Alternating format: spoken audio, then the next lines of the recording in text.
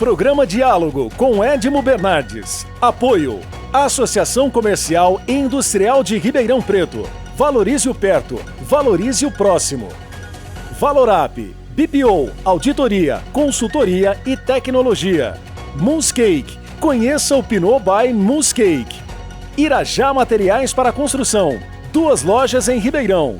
E Sicredi. Gente que coopera, cresce.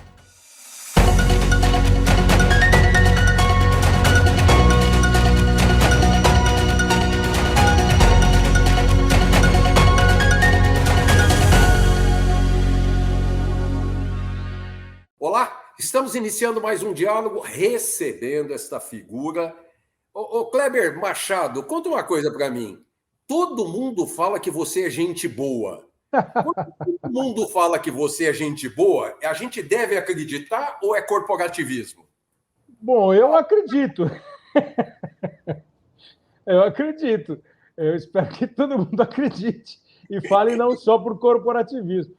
Acho que eu sou gente boa, pelo menos assim, eu tento ser muito sincero nas coisas que eu digo, nos conceitos que eu expresso.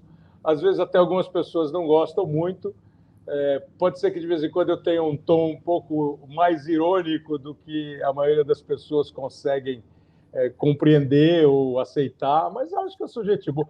Não tenho, pelo menos na minha folha corrida, produzida por mim mesmo, eu não tenho nenhuma sacanagem feita com ninguém, entendeu? Espero que seja o conceito geral. A capivara está limpa, né? Pode-se dizer assim. Olha, a minha é cheirosa, viu? Pelo menos pelo meu gosto, eu sinto o cheirinho de perfume. Ô Kleber, óbvio que eu vi atentamente aquela entrevista que você deu há alguns dias para o UOL.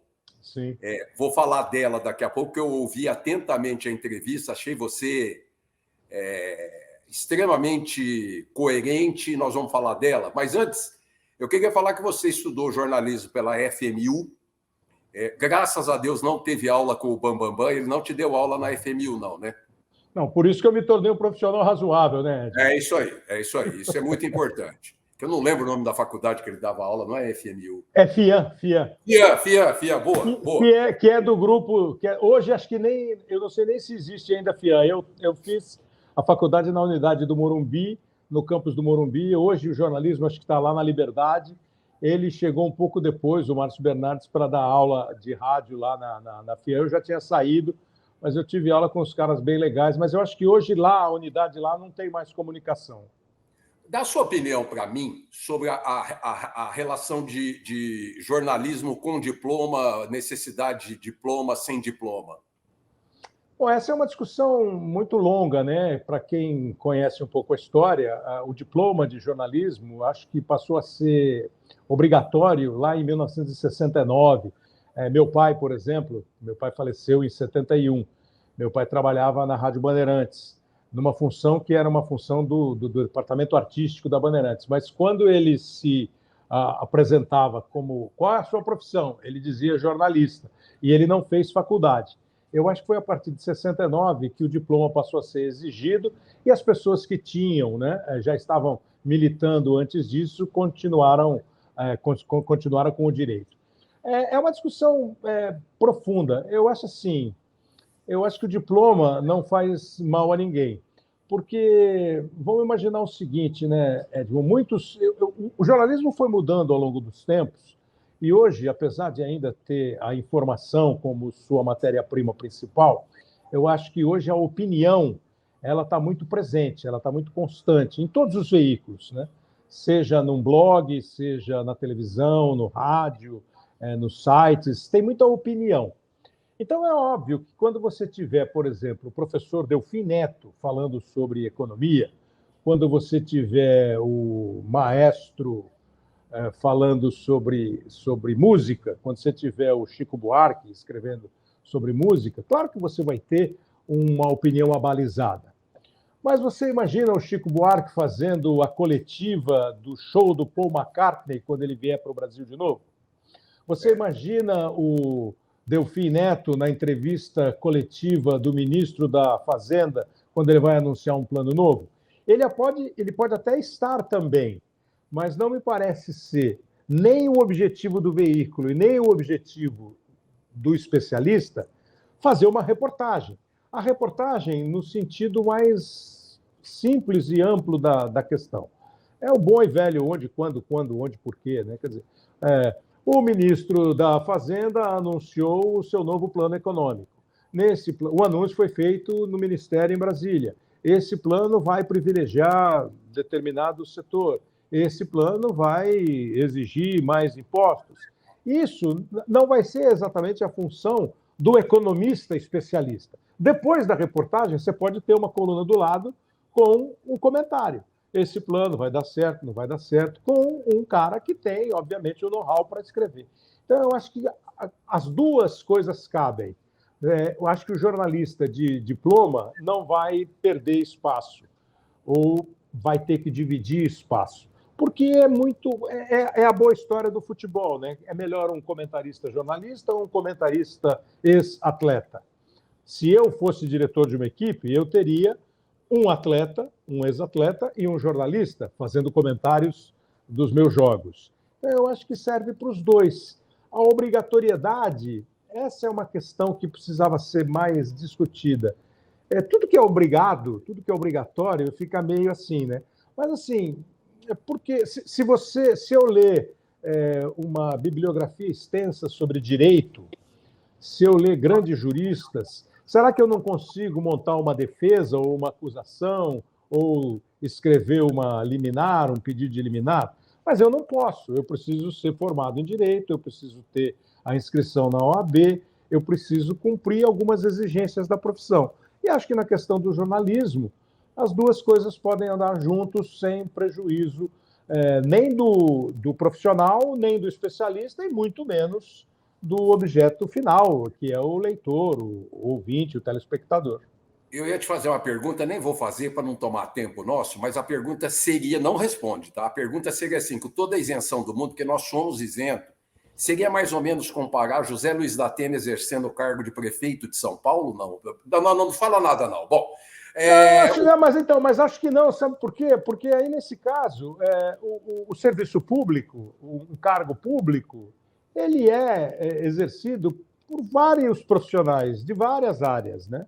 Todo mundo tem direito, desde que tenha esse direito, desde que esteja ok com a justiça eleitoral, todo mundo tem direito de ser vereador, prefeito, deputado, governador, deputado federal, senador, presidente da República. Basta você, democraticamente, se submeter ao sufrágio universal. Se você se sentir competente, se você fizer uma campanha e se o eleitor te escolher, a sua profissão é de só menos importância. Seja você um cara formado, seja você um cara com curso superior ou não. Você não vai ser eleito e um bom servidor público porque você estudou, porque você só tem a prática. Ô Kleber, não quero falar 20 minutos com relação à sua saída da TV Globo, mas vamos dar uma pincelada. Você disse que fez a Copa 2022 e lá na Copa você conversou com o pessoal, eu não sei quem é o pessoal, perguntando se 2023 estava tudo ok. Não, está tudo ok, está tudo ok, está tudo ok. Março de 2023 não está ok. Usando uma expressão bem serena, seria dizer o seguinte, poxa, sacanagem, né? Quer dizer, ainda mais que você deu a oportunidade até de falar de salário. Deixa eu te explicar. Outro dia saiu um grupo que eu participo, que são esses funcionários da TV Globo lá do Vale do Paraíba, onde eu comecei a trabalhar na Globo. A gente tem um grupo lá e outro dia alguém postou uma manchete que eu não me lembro qual era o veículo. Eu acho que a manchete tinha por origem a reportagem do UOL, e eu dei um monte de entrevista, eu conversei com muitos colegas, tal. E lá a manchete assim, Kleber diz que foi enganado. Eu acho que eu não disse exatamente isso, que eu fui enganado. Eu não falei isso. Eu não falei isso. A questão é simples. Com muito tempo de casa, você vai aprendendo a ler mais ou menos as situações que estão se apresentando. Eu sempre tive uma situação muito boa, muito confortável, acho que muito em função da empresa e muito em função do meu trabalho, né? Eu tenho brincado que ninguém eu não fiquei tanto tempo em um lugar, eu não sou contratado, eu não sou paquerado por uma ou outra emissora, porque eu tenho olho verde. Porque eu não tenho olho verde. Se eu tivesse olho verde, beleza, eu não tenho. Então, acho que é uma questão de trabalho. Mas quando você sente que há um clima, que há uma questão, quando foi decidida a minha não ida à Copa do Mundo, que é óbvio que eu queria ir para a Copa do Mundo, mas como eu também tenho repetido, em 2002 eu fui para a Copa do Mundo, o Luiz Roberto não foi. Era uma questão ali de momento, de escolha. Se ele não foi em 2002, você era preferido em relação a ele pela direção daquele instante? Possível. Ao eu não ir em 2023 e ele ir, ele passou a ser o preferido? Provável. Preferido no sentido de que, sei lá, acham que está numa fase melhor, enfim. Mas essa pergunta que eu fiz não por causa da Copa do Mundo, e foi antes, foi bem antes. Assim. Quando você começa a conversar, eu falo assim, olha, eu só quero saber isso. Vocês estão pensando em ficar comigo em 2023? E não era assim, se vocês não vão me mandar embora. Assim, quais são as ideias de vocês para mim em 2023? E a resposta foi, você faz parte da equipe, você faz parte do time, naturalmente você faz parte do time. Aí vem a Copa do Mundo, eu não vou para a Copa, mas acho que faço uma boa Copa. Acho que eu fiz uma Copa muito boa. Me arrisco a dizer que a minha Copa do Mundo ela teve uma repercussão maior do que a de muitos colegas que estavam no Catar. Pelas minhas transmissões, pelos jogos que eu fiz, pelo jeito que eu fiz, etc. e tal. O que aconteceu, e foi o que eu disse naquela entrevista, e talvez a manchete tenha sido só uma pinçada de uma frase. Depois da Copa do Mundo, começou o ano, e eu não tinha nenhuma perspectiva, nenhum sentimento de que eu não ia continuar. Tanto é assim que teve o Campeonato Mundial que o Flamengo foi jogar e eles escalaram o Luiz Roberto para ir.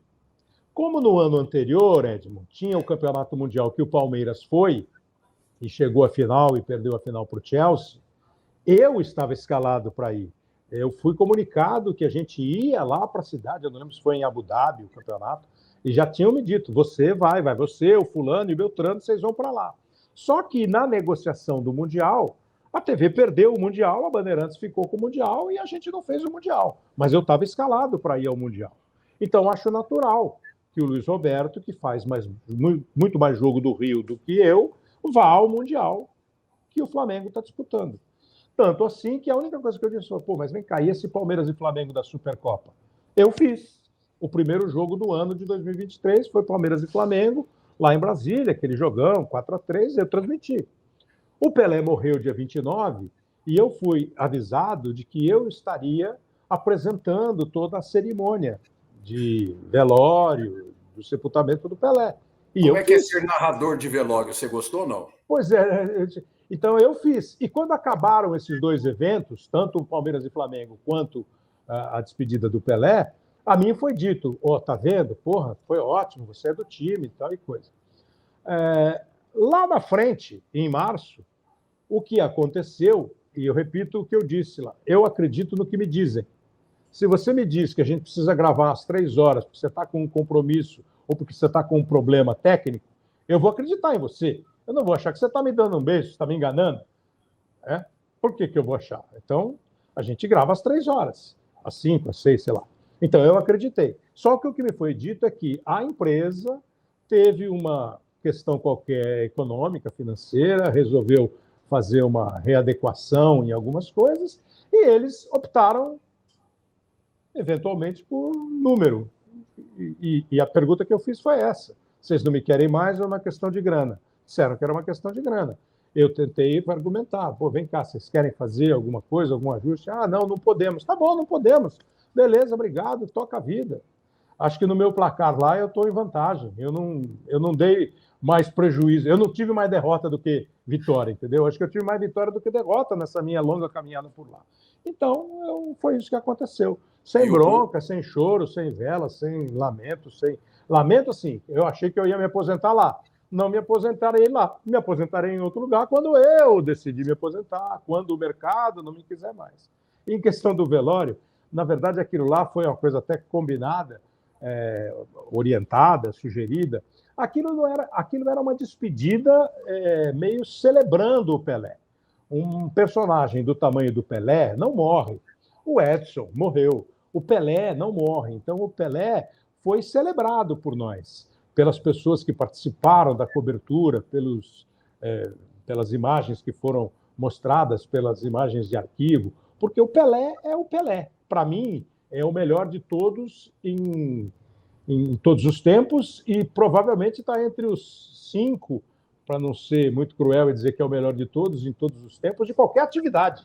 Acho que ninguém conseguiu executar uma determinada função tão bem quanto o Pelé executou a função de atleta de futebol, além de toda a história. Então teve momentos de brincadeira, que a gente riu, que a gente lembrou de história, sem nenhum desrespeito, lembrando de histórias curiosas de uma carreira brilhante. E que a gente também se emocionou, embargou, chorou, porque você estava se despedindo do rei.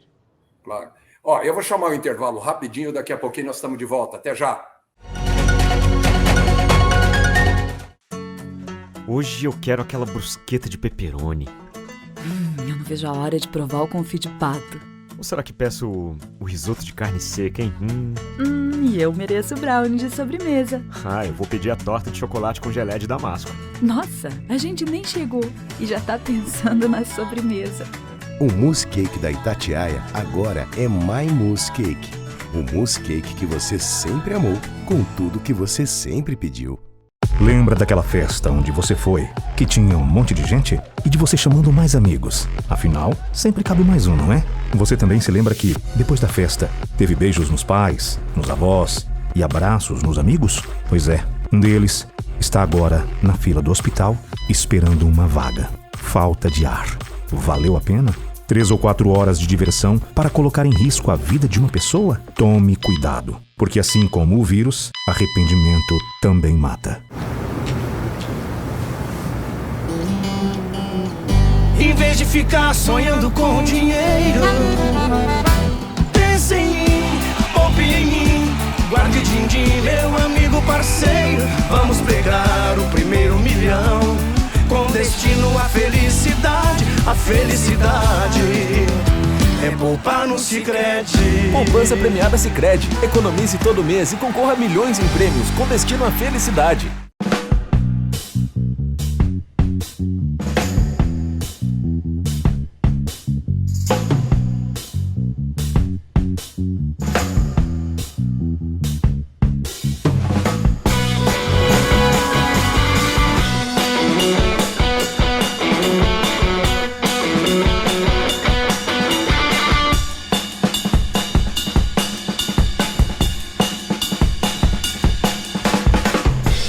Seja reforma ou construção, conte com o Irajá Materiais para Construção, a melhor escolha para garantir o sucesso de sua obra. Irajá, 2 lojas em Ribeirão. Acesse depósitoirajá.com.br. Desafio Irajá, da reforma ou construção. Melhor qualidade, rapidez na entrega, maior economia. Quem pode, faz melhor e garante. Irajá Materiais para Construção. Diálogo, apoio, Acirp, Valorad, Mousse Cake, Irajá Materiais para Construção e Sicredi. E para você ligado no SBT. Agora a pergunta que eu quero fazer é a seguinte: o nome do goleiro do São Paulo é Denis. Isso você sabe.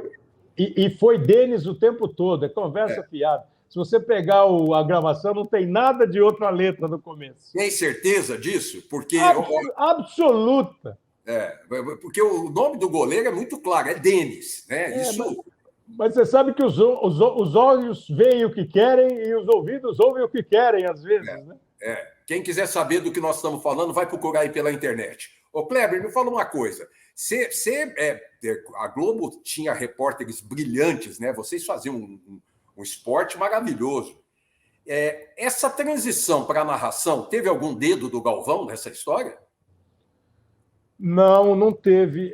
Na verdade, assim, eu comecei a trabalhar em rádio na programação da rádio, não era do esporte. Foi lá na Rádio Globo, nos tempos que o time de repórteres era o Márcio Bernardes, o Fausto Silva, o Roberto Carmona, o Henrique Guilherme, Silvio Luiz, Castilho de Andrade. Era um time de repórteres espetacular. Espetacular. Eles eram jovens, ainda jovens, assim, tanto de idade e de espírito, como continuam sendo. Eles eram experientes e eles eram talentosos, competentes, bons de notícia, bons de comunicação, num outro tempo de rádio. E naquela época, eu exercendo a minha função lá de coordenador artístico da rádio, com o Edson Escatamaca, que era o coordenador da equipe do Osmar Santos, eu comecei a fazer boletins e comecei a fazer transmissão como repórter.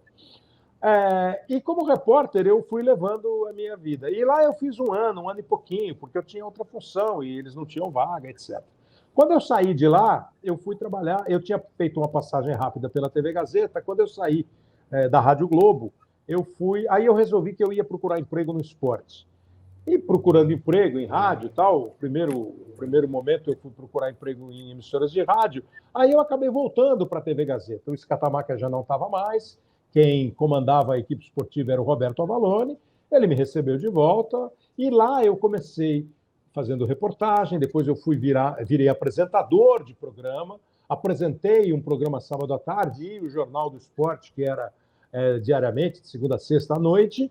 E lá na Gazeta, Edmo, a gente não tinha muito assim a reportagem clássica do repórter, e o repórter cinematográfico, eles captam as imagens, você vê as imagens, escreve um texto, faz uma passagem e o produto está pronto. A gente lá, às vezes, tinha que ser mais rápido, não podia burilar muito a matéria, a reportagem.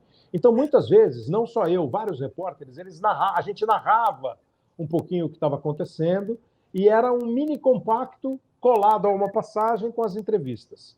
Naquele instante também, os direitos esportivos não eram tão rigorosos. Então você podia gravar o videotape de um jogo inteiro. Um jogo que você não tinha direito, não existia muito essa de direito. Então, sei lá, ia jogar, vamos ficar em Ribeirão, Botafogo e Comercial. O jogo Botafogo e Comercial, você ia lá, montava seu equipamento e gravava o VT. Gravava o jogo inteiro. Aí a gente tinha lá no programa de sábado uma edição de 2, 3, 4 jogos que entravam lá como compactos. E nesse instante que comecei a narrar um pouquinho.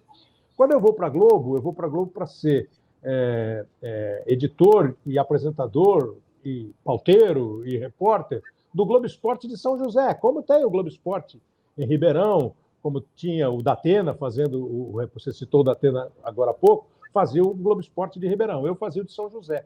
Mas naquele instante, naquele tempo, a Globo tinha só um apresentador em São Paulo. E eles me conheciam na Gazeta. Então eu comecei a fazer um pouco, assim, eu fazia São José durante a semana e fazia coisas em São Paulo no fim de semana. A narração, eu acho que começa. Primeiro, eles devem ter se ligado naquilo que eu fiz na Gazeta. E depois, como tinha o Esporte Espetacular à Noite, que era um programa de vários VTs, de eventos compactados, editados, e a gente narrava em cima, eu acho que aí é que eles foram notando que poderiam me usar como narrador. Aí eu fiz um jogo, fiz outro jogo, o Luiz Alfredo saiu da Globo, foi para o SBT, eu acabei transmitindo a Copa do Mundo de 90, junto com o Galvão e com o Oliveira, e aí eu virei narrador, entendeu? Então eu não sei se teve, quando você pergunta do Galvão, eu não sei se teve assim, se você quer dizer se teve influência do Galvão lá dentro, ou influência do Galvão no meu trabalho. Eu acho que nem lá dentro, nem no meu trabalho. Lá foi o Ciro José, que era o diretor de esportes na época, o Marco Mora, que era um segundo diretor, o pessoal de evento, o pessoal da redação, que sacou que eu poderia ser, e aí eu virei narrador, definitivamente. Kleber, nós temos 3 minutos para terminar o programa. Eu queria que você falasse para mim uma corrida de Fórmula 1 que você transmitiu. A corrida. Se eu não falar que é hoje sim, hoje não, o mundo vai cair. Mas eu acho que é essa. Eu acho que é essa, sim. Acho que eu fiz transmissões mais legais e menos legais do que essa. Mas a que ficou marcada foi essa daí. A primeira corrida que eu fiz deu uma dobradinha na Senna e Piquet. Eu fiz aquela corrida que o Senna ganhou em 92 com o Mansell arrebentando lá em Mônaco. Mas eu acho que tem que ser essa aí de 2002. Uma Olimpíada. Puxa, eu não vou ficar no muro não, mas assim, todo grande evento é lindo, sabe, Edmo? Cada um tem o seu lado, tem a sua memória, a sua lembrança. Mas para mim vai ser a Olimpíada de 92 em Barcelona, que foi a primeira que eu fiz. Copa. Então, é a mesma coisa. Copa do Mundo é a mesma coisa. Mas acho que a melhor Copa que eu fiz, na minha cabeça, foi a de 98 na França. A melhor não só assim, as nossas transmissões, mas todo o ambiente. Mas Ó, Copa e Olimpíada é lindo, é lindo. Qualquer uma é lindo. Um jogo da Libertadores. Eu vou falar 3 para você, que Tá. são as 3 finais, Corinthians e Boca no Pacaembu, que é Santos e Peñarol no Pacaembu também, e Atlético e Olímpia lá no Mineirão. Mas para a galera é o jogo do Corinthians lá em Buenos Aires, do Olho Romarinho, né? Claro. Mas para mim eu acho que são as finais, as 3 finais. Boxe, você transmitiu também boxe internacional. Transmiti e gostava muito. A gente transmitia boxe quase todo final de semana, todo sábado à noite. E eu, modestamente, muito por orientação do Ciro José, que foi um grande narrador de boxe, ele era o diretor, eu comecei a narrar direitinho. Mas a luta é a da mordida na orelha. Não foi a melhor luta. Já teve outras lutas mais espetaculares, mas a mordida na orelha, que o Tyson morde a orelha do Holyfield, isso aí é para a história, né? Mas essa aí não tem nem o que comentar. Bom, Kleber, quero te agradecer pela gentileza, muito bacana contar a sua história, contar as coisas. Acho que o público vai adorar guardar essas memórias suas, que você também deve ter memórias inesquecíveis. A gente falou um pouquinho, mas muito obrigado pela sua gentileza. Imagina, Edmo, obrigado a você pelo convite, pelo espaço. Espero que o pessoal tenha gostado, que vocês tenham gostado, vocês do programa e o público.